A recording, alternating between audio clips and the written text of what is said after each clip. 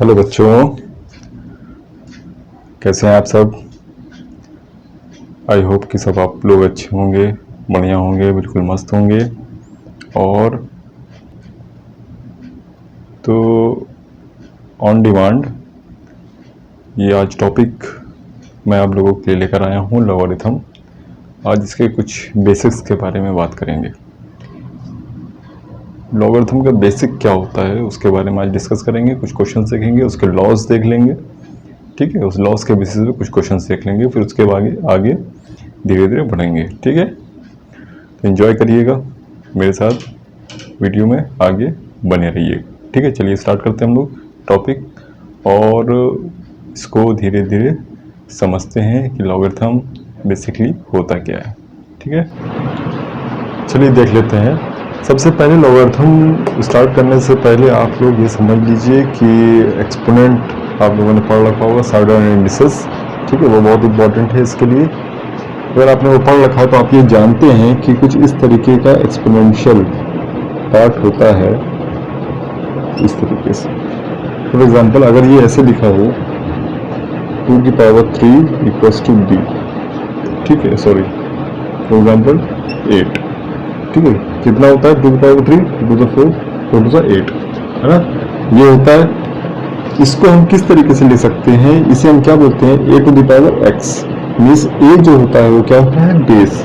इसको हम लॉग में कैसे कन्वर्ट कर सकते हैं, लॉग बेस को हम बेस पर लाएंगे, लॉग की बेस बना लेंगे, और जो इसका फाइनल टर्म होगा उसको हम बना लेंगे लॉग का टर्म, ठीक है। फिर जो हमारा पावर होगी उसको हम राइट हैंड साइड पर लेकर आएंगे। ये हमारा एक्सपोनेंशियल टर्म कन्वर्ट हो जाता है किसमें, लॉगरिथम टर्म में। लॉगरिथम को हम सिंपली क्या बोलते हैं, लॉग बोलते हैं, ठीक है। तो ये हमारा किसमें कन्वर्ट हो जाता है, लॉग में। इतनी बात आप लोगों को क्लियर है। देखिए यहाँ पर a जो है वो हमेशा याद रखिएगा पॉजिटिव रियल नंबर होना चाहिए, should be positive real number. और b जो आपका होना चाहिए ये शुड बी आपका रेशनल नंबर होना चाहिए, ऐसा रेशनल नंबर, ठीक है। इतनी बातें आप लोगों को समझ में आ गई होगी। अब जैसे ये आपका टर्म लिखा है 2 की पावर 3 इक्वल्स टू 8, ठीक है। अगर हमें इसे लॉग के टर्म में बनाना हो 2 की पावर 3 इक्वल्स टू, ये क्या होता है 8, ये किस टर्म में, एक्सपोनेंशियल टर्म में है। इसको हमें जब लॉगरिथम के टर्म में बनाना होगा तो हम इसको क्या लिख देंगे, लॉग मेन नंबर जो हमारा है 8, और जो बेस है, बेस क्या है 2, उसको हम लॉग का बेस बना देंगे, इक्वल टू जो एक्सपोनेंट पार्ट होगा, एक्सपोनेंट टर्म होगा, उसको हम यहाँ पर लॉग का ले आएंगे। तो ये हमारा कन्वर्ट हो गया किसमें, लॉग टर्म में। तो इस तरीके से हम किसी भी पार्ट, एक्सपोनेंशियल पार्ट को हम किसमें चेंज कर सकते हैं, लॉगरिथम के पार्ट में या लॉग के पार्ट में, ठीक है। चलिए हम लोग कुछ आगे की चीजें इसमें देख लेते हैं। अब देखिए हमने लॉग बता दिया आपको, लेकिन अब बच्चे यहाँ पर एक क्वेश्चन रेज करते हैं कि सर मैंने लॉग तो लिख दिया बट उसको पढ़ेंगे कैसे, उसको कुछ तो नॉमेनक्लेचर करते होंगे। देखिए उसको आपने, आप एक्सपोनेंट को कैसे पढ़ते हैं बेटा, अगर आपके पास एक एक्सपोनेंट पार्ट टर्म दिया हुआ है 2 की पावर 3 इक्वल्स टू 8, इस तरीके से दिया होता है। क्या पढ़ा दिया आपने, 2 to the power 3, 2 to the power 3।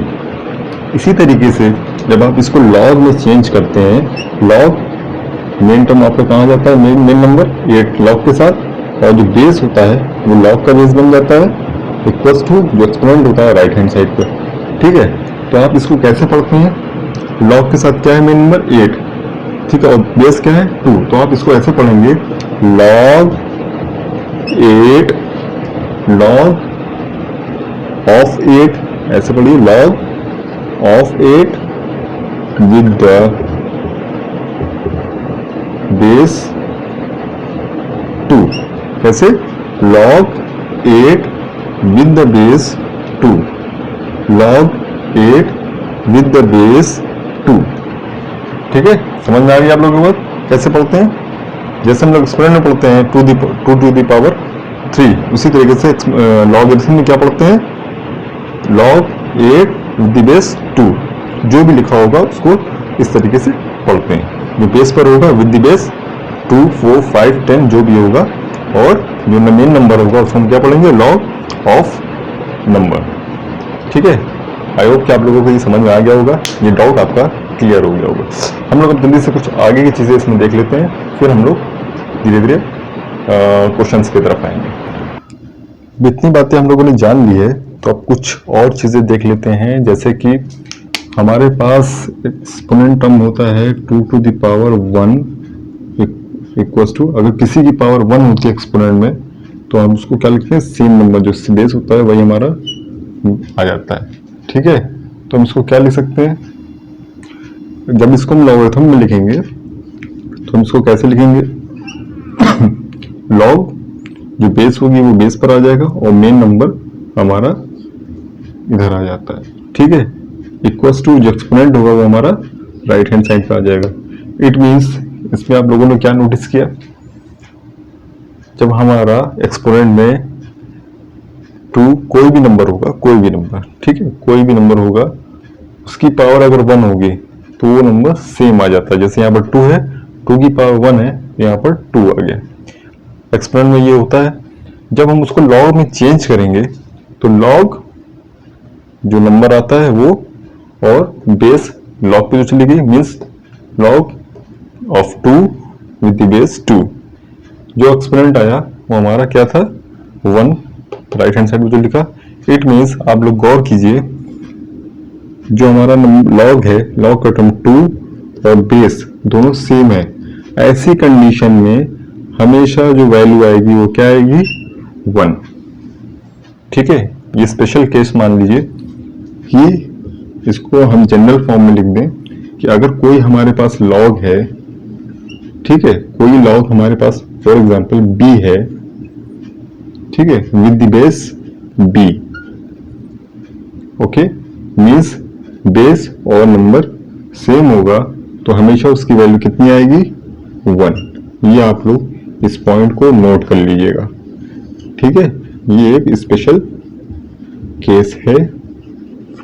ठीक है, आप इस चीज को इस एक्सपोनेंट के पार्ट से बहुत ही क्लियरली समझ सकते हैं, क्योंकि इसी को हम कन्वर्ट करके लॉग में लिखते हैं और लॉग का टर्म इसी से 1 आ जाता है।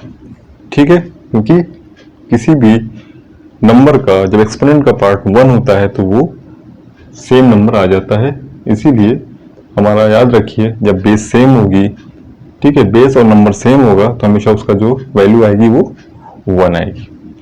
अब एक और केस देख लेते हैं साथ ही।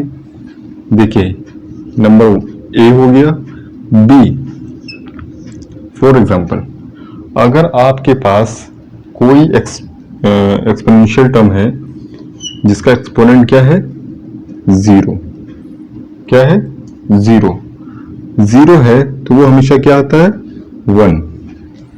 ये आपको पता है।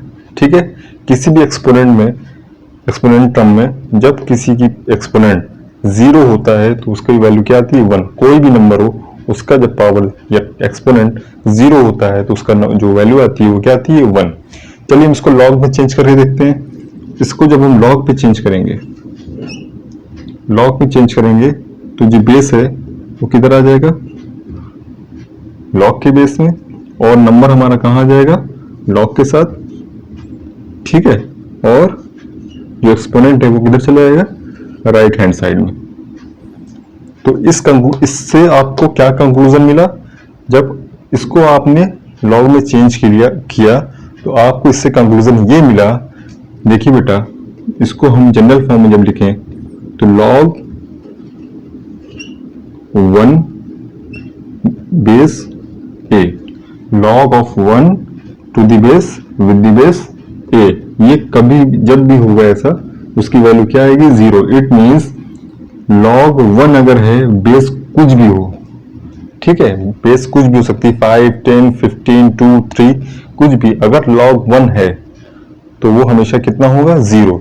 आपको इसका कंक्लूजन दिखा किससे, एक्सपोनेंट 2 की पावर 0 इक्वल्स टू 1 होता है उससे। जब आपने इसको लॉग में चेंज किया तो आपको इसकी वैल्यू कितनी मिली, 0। तो ये भी एक स्पेशल केस है आपका, इसको आप राइट डाउन कर लीजिए और अच्छे से अपने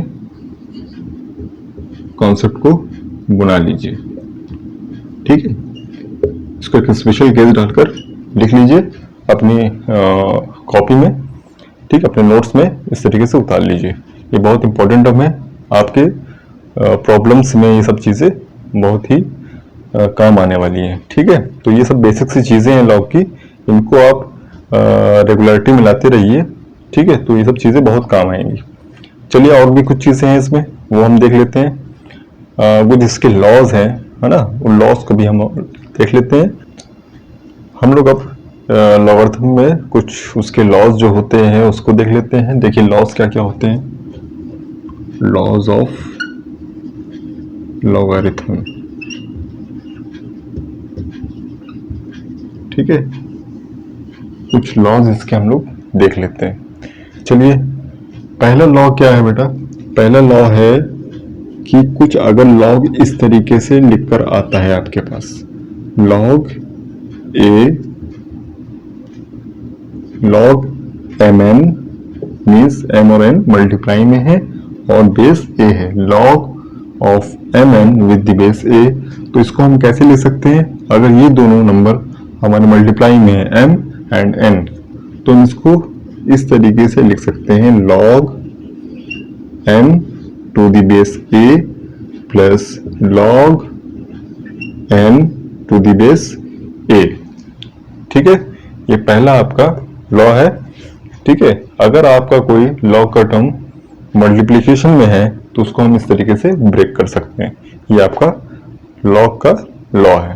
देखिए इसके एक एग्जांपल लेके आपको दिखा देता हूं। जैसे आपके पास है लॉग एम 2 into 3, ठीक है, विद दी बेस 10। ओके, अब हम इसको कैसे लिख सकते हैं? ये दोनों मल्टीप्लिकेशन में है, इसको हम ब्रेक कर सकते हैं, log 2 with the base 10 plus log 3 with the base 10। ठीक है, तो एक एग्जांपल आपका सामने हो गया लॉ के साथ।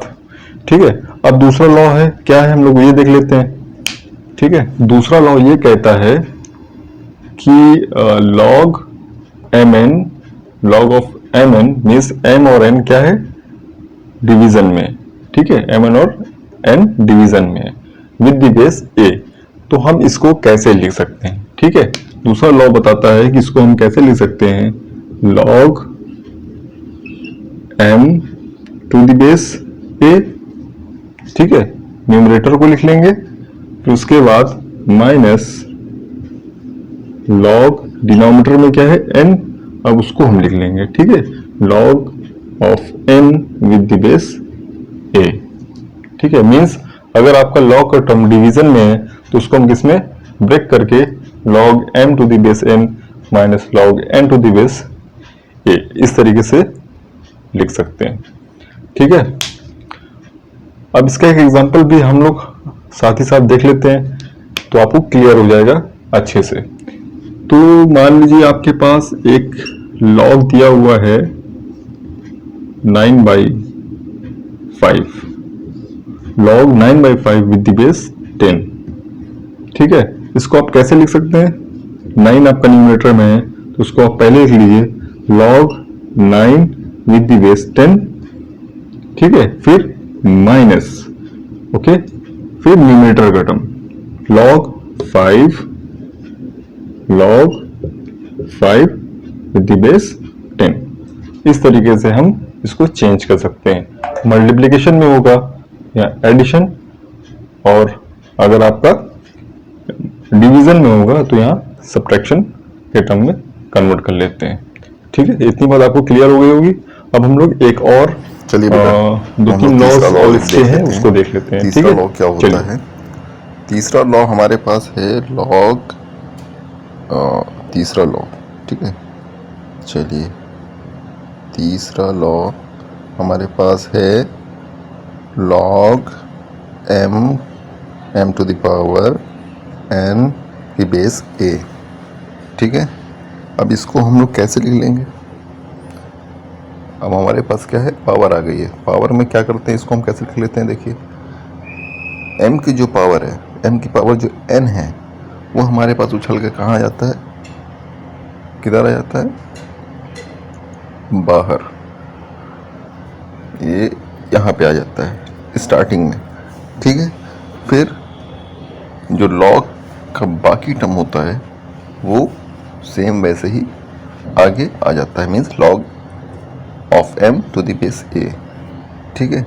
बस इसमें क्या होता है, n बाहर आ जाता है। चलिए एक एग्जांपल देख लेते हैं जल्दी से। जैसे मेरे पास एक है लॉग की power log 2 to the power 3 with the base 5, ये है हमारे पास। इसको हम कैसे सॉल्व करेंगे, इसको हमें चेंज करना है लॉस की तरह। लॉस जैसे हमारे पास है उस फॉर्म उसको चेंज करेंगे तो कैसे आएगा, 3 क्या आ जाएगा, आगे आ जाएगा हमारा, 3 क्या आ जाएगा, आगे आ जाएगा, जैसा कि हमारा लॉ कहता है, क्योंकि वो 2 की पावर में है। बाकी जो टर्म है उसको हम सेम ऐसे ही एज इट इज़ लिख देंगे, ठीक है।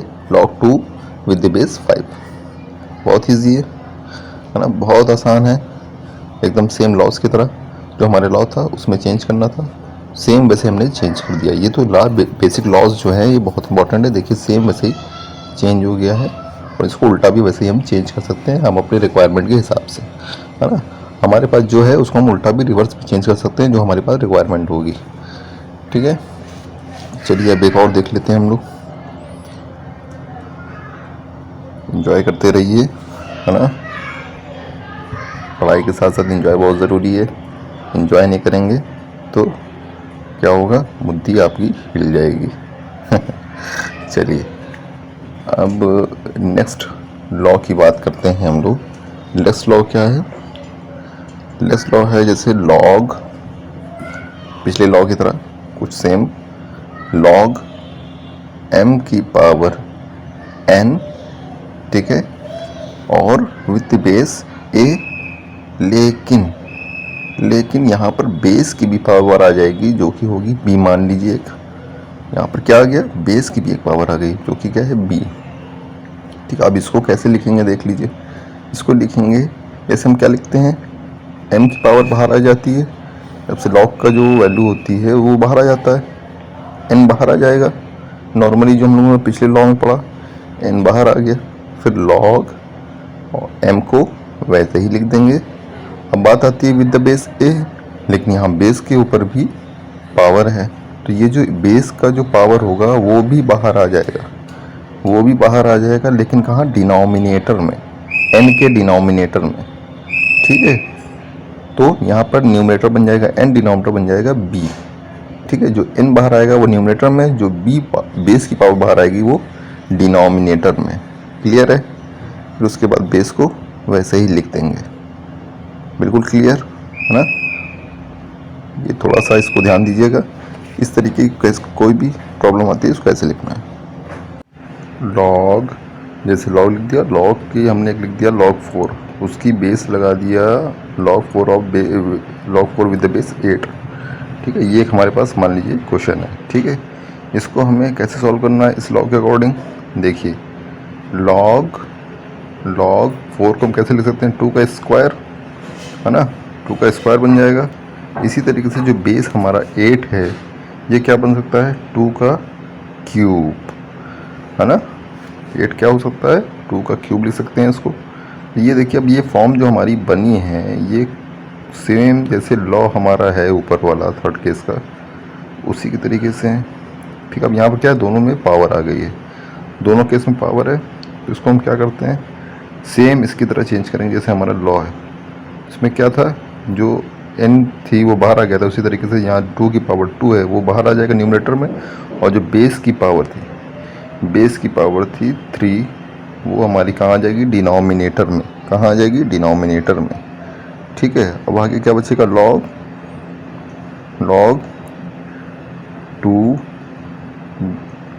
2 विद द बेस 2, ये एक स्पेशल केस बन गया बेटा। इस क्वेश्चन के साथ हमारा एक स्पेशल केस जो हमने पढ़ा था वो भी साथ ही साथ इस क्वेश्चन में हम लोग देख लेंगे। हमने पढ़ा है स्पेशल केस स्टार्टिंग में, जब लॉग से के साथ जो वैल्यू होती है और बेस सेम होती है, तो उस कंडीशन में लॉग की वैल्यू क्या आती है, 1, क्या आती है, 1 आती है, ठीक है। ये हम लोगों ने देख रखा है, तो इसकी पूरी वैल्यू क्या हो जाएगी, इस पूरे वैल्यू हो जाएगी 1, मीन्स बेस और नंबर जो होगा हमारा सेम होगा, तो वैल्यू 1 और जो आगे हमारे पास वैल्यू थी वही हमारे आंसर हो जाएगी। ठीक है, तो साथ ही साथ हमने क्या कर लिया, एक सॉल्व किया इसको, और जो हमारा स्पेशल केस था वो भी इसमें हमें इसमें दिख गया, तो हमने उसको भी साथ ही साथ देख लिया। ठीक है, इसकी वैल्यू क्या बन गई 1, इसको हमने हटा दिया। ठीक है, इस तरीके से ये सॉल्व होगा। क्लियर है बात सारी? बहुत अच्छे से सब देख लीजिए, समझ लीजिएगा, बहुत इम्पोर्टेंट है। बस यही सब चीज़ें हैं इसमें, और कुछ नहीं है ना। बस बेसिकली यही सब चीज़ें हैं, बहुत सी चीज़ें इसमें कुछ जब आप प्रॉब्लम सॉल्व करेंगे तो इसमें कुछ नहीं, बस यही सब चीज़ें रिपीट होती रहेंगी, है ना। बस यही सब चीज़ें जो आपके पास लॉज हैं, जो आपके पास स्पेशल केसेस हैं, जो प्रॉपर्टीज़ हैं, यही आपके पास रिपीट होगी। इन्हीं का यूज़ करके आपको सॉल्व कर देना है और आपका सॉल्यूशन आपके सामने आ जाएगा। बहुत ईजी है, आप इसको एक दिन के अंदर, 1 घंटे के अंदर ख़त्म कर सकते हैं। कोई इतना बड़ा, कोई इतना टिपिकल चैप्टर नहीं है ये। ठीक है, चलिए आप लोग इसको बहुत अच्छे से समझकर अपने कॉपी में नोट्स बनाकर इसको लिख लीजिए, इसको एक जगह अपने कॉपी में राइट डाउन कर लीजिए। ठीक है, बने रहिए, और इसी के साथ फिर हम लोग मिलते हैं नेक्स्ट वीडियो में। Bye bye.